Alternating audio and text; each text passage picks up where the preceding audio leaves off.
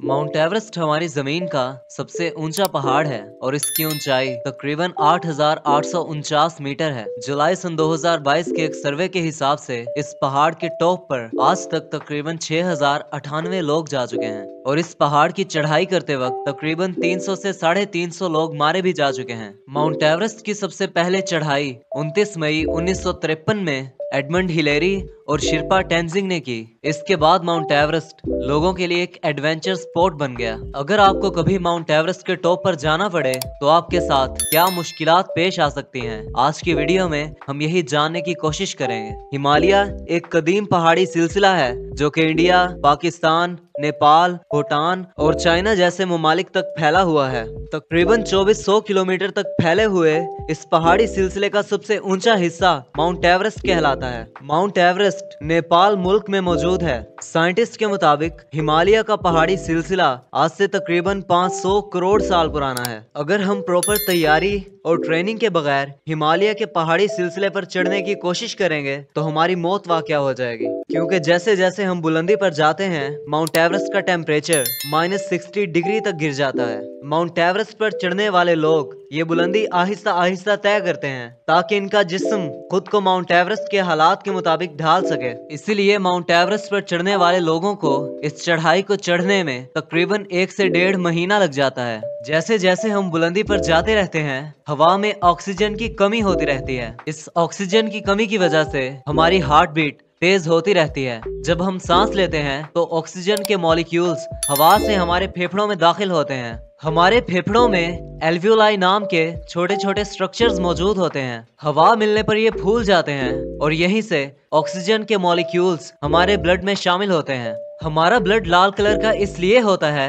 क्योंकि इसमें हीमोग्लोबिन मौजूद होता है। ये हीमोग्लोबिन ऑक्सीजन के साथ रिएक्ट करने के बाद खुद को लाल कलर में बदल लेता है। अगर कभी हमारे ब्लड में हीमोग्लोबिन की कमी हो जाए तो हमें बहुत सी परेशानियों का सामना करना पड़ेगा। तो जब हम बुलंदी पर जाते हैं हमें ऑक्सीजन कम मिलती है। ऑक्सीजन कम मिलने की वजह से हमारी हार्ट बीट तेज हो जाती है। ऐसा इसलिए होता है क्योंकि हमारी बॉडी के पास लिमिटेड ऑक्सीजन सप्लाई होती है और इसी कमी को पूरा करने के लिए हमारा हार्ट ब्लड की सप्लाई को बढ़ा देता है ताकि इस ऑक्सीजन की कमी को किसी तरह पूरा किया जा सके। यही वजह है कि जब हम किसी गांव या खुली जगह पर जाते हैं तो हमें सुकून महसूस होता है। ऐसा इस वजह से होता है क्योंकि यहाँ ऑक्सीजन ज्यादा होती है और हमारी हार्ट बीट नॉर्मल रहती है। तो जब हम जल्दी से किसी बुलंदी पर चढ़ने की कोशिश करते हैं तो हमारी बॉडी ये समझ नहीं पाती कि इस सडन चेंज के साथ कैसे डील किया जाए। लेकिन जब पहाड़ चढ़ने में ज्यादा वक्त लगाया जाता है तो हमारी बॉडी अपने आप ही खुद को एनवायरनमेंट के मुताबिक एडजस्ट कर लेती है। इतनी ज्यादा बुलंदी पर जाने की वजह से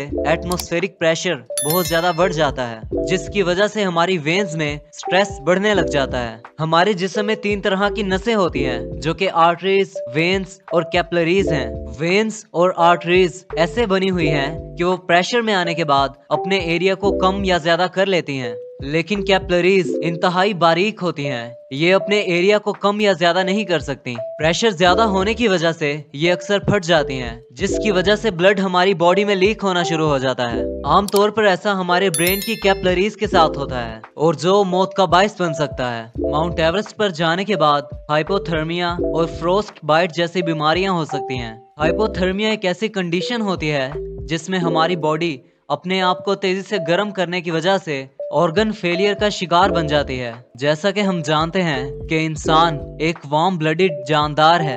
वार्म ब्लडेड का मतलब इंसान अपने माहौल के मुताबिक अपने जिस्म के टेम्परेचर को एडजस्ट कर लेता है। इसी वजह से सर्दियों के मौसम में हमारा जिस्म हीट प्रोड्यूस करता है और गर्मियों के मौसम में हमारे जिस्म से पसीना निकलता है ताकि हमारी बॉडी का टेम्परेचर ठीक रहे। दूसरी खतरनाक सिचुएशन जिसे फ्रोस्ट बाइट कहते हैं, इसमें हमारे जिस्म के सेल डेड होना शुरू हो जाते हैं और इसका एक ही इलाज होता है और वो ये कि हमारे उस जिस्म के हिस्से को काट कर अलहदा कर दिया जाए। क्योंकि माउंट एवरेस्ट इस दुनिया की सबसे ऊंची जगह है और यहाँ पर टेम्परेचर बहुत ही कम होता है। इतनी बुलंदी होने की वजह से यहाँ पर ऑक्सीजन की भी बहुत ज्यादा कमी होती है। तो ऐसे में किसी भी जानदार के लिए यहाँ पर जिंदा रहना बहुत मुश्किल होता है, लेकिन कुछ जानदारों ने यहाँ पर जिंदा रहना या यहाँ पर सरवाइव करना सीख लिया है। इनमें पहले नंबर पर स्नो लेपर्ड आता है। स्नो लेपर्ड को कुछ लोग बड़ी बिल्ली भी कहते हैं। इनकी खाल बहुत मोटी होती है, जिसकी वजह से ये इतनी बुलंदी पर इतने सर्द मौसम को भी सरवाइव कर जाते हैं। ज्यादा सर्दी के मौसम में ये अपनी पूंछ को अपने नाक और मुंह को ढांपने के लिए एक ब्लैंकेट के तौर पर इस्तेमाल करते हैं। ये 10,000 से 15,000 या इससे भी ज्यादा बुलंदी पर पाए जाते हैं। Snow leopard blue ship, Himalayan तहर और ऐसे छोटे छोटे जानदारों का शिकार करके सरवाइव करता है।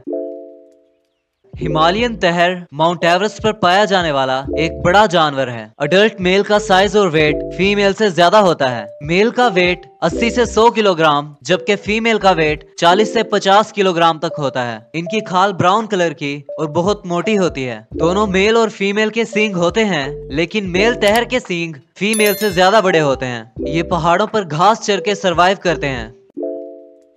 गोल्डन ईगल शिकार करने वाला एक बड़ा परिंदा है। ये इतना बड़ा होता है कि जब ये अपने पंख खोलता है तो इसका साइज तकरीबन 6 से 7 फीट तक होता है और इसका वजन तकरीबन 3 से 7 किलो के दरमियान होता है। गोल्डन ईगल एक बड़ा शिकारी होता है, जिसके शिकार छोटे बड़े काफी जानदार होते हैं। ये ज्यादातर खरगोश, कछुए और गुलहरियों का शिकार करता है। इनकी चोंच और पंजे इतने ज्यादा ताकतवर होते हैं कि एक बकरी को भी हवा में उड़ाकर ले जाते हैं। इनकी उम्र तकरीबन 20 साल या इससे ज्यादा भी हो सकती है।